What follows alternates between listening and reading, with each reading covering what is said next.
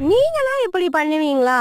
இன்னைக்கு ஆர்டர் கொடுத்த customer Lions club president அவர் run பண்ற பிசினஸ ரெப்ரசன்ட் பண்ற மாதிரி யூனிக்கா ஒரு கிஃப்ட் கேட்டாங்க. நாமளும் அதுக்கேத்த மாதிரி ஒரு பென் ஸ்டாண்ட கஸ்டமைஸ் பண்ணி அனுப்பியிருந்தோம். கஸ்டமர் ஆர்டர் கொடுக்கும்போது ஈவினிங் 4:00 ஆர்டர் கன்ஃபார்ம் பண்ணது 5:30க்கு. இதுல என்ன இருக்குன்னு தானே யோசிக்கிறீங்க? இப்பதான் ட்விஸ்டே. நெக்ஸ்ட் டே 7க்கு டெலிவரி.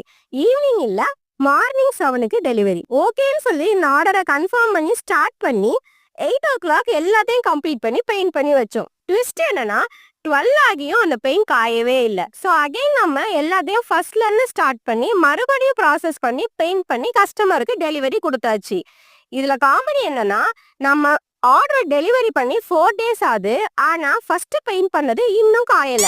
இந்த மாதிரியான இன்ட்ரெஸ்டிங் பிசினஸ் ஸ்டோரி தெரிஞ்சுக்கணும்னா நம்ம சேனலை ஃபாலோ பண்ணிக்கோங்க. இது போல கிஃப்ட் வேணும்னா கீழே தெரியுற வாட்ஸ்அப் நம்பருக்கு டிஎம் பண்ணுங்க. என்ன என்ன